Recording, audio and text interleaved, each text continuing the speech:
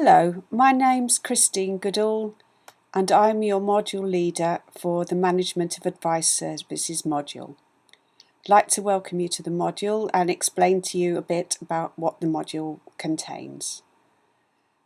I hope you have a really good and positive experience studying this module, and I look forward to working with you all as we go through it.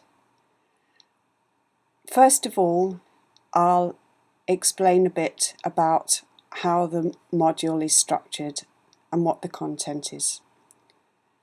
You'll find the main study content in a series of sections from 2 to 7. First of all, you'll find in section 1 an introduction to the module. Go through this carefully because it will give you some important information about what you'll expect to find as you study the module. Also in section 1, you'll find 2 reading lists.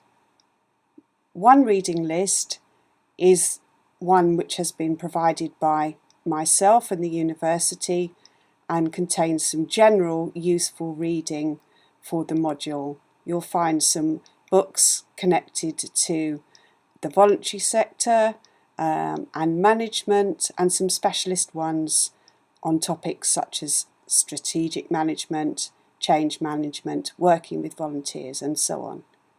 And you'll also find there a list of useful websites with some information about how they can help you in studying the module. The other reading list is one which I very much hope that by the end of your work on this module you'll have been able to contribute to as well for future students in coming years. This reading list contains sources that have been used by students in the last 2 academic years previous to your studying this module. All these sources have been identified by students themselves and used in successful assignments, and so you can be really confident that you can find these sources quite easily either in your local library or on the internet, or that they'll be available to purchase really inexpensively and quite easily because other students have been able to find them and use them to help them with their work. And I really hope, because you're being encouraged to do your own independent research through this module, that you'll be able to contribute to this list in future years for other students.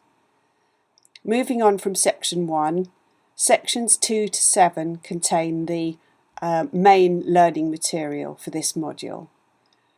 The title of this module is Management of Advice Services. We will be looking largely at managing advice services in the voluntary sector, but not exclusively, and we will also think about managing in the public sector and also how managing in these 2 sectors differs from management in the private sector, if indeed it does, and that's a question that we'll be considering through the module. So section 2 looks at management generally, what management is, what it's about, what the different tasks are in management, and as I say, a discussion about does management really differ in different sectors. Then in sections 3 and 4, we'll be going on to looking at some of the tasks of a manager and some of the areas of responsibility. For management, we'll be looking at change management, strategic planning, motivating staff, getting good performance, managing the work-life balance of staff and volunteers. In section 5, we'll be looking at relationships within the organisation. We'll be first of all looking at power in the organisation. What are the sources of power and what different sources of power can we find in organisations? Who holds that power and how does that affect how we work? And then we'll be looking at working with trustees and boards of management and working with volunteers. In section 6, we'll be moving outside the organisation to look at more of the external environment. And we'll be looking at different sorts of collaboration and partnership working between organisations, which I think you'll find very relevant in the current environment. And we'll be looking at both the theory and practical implications of that.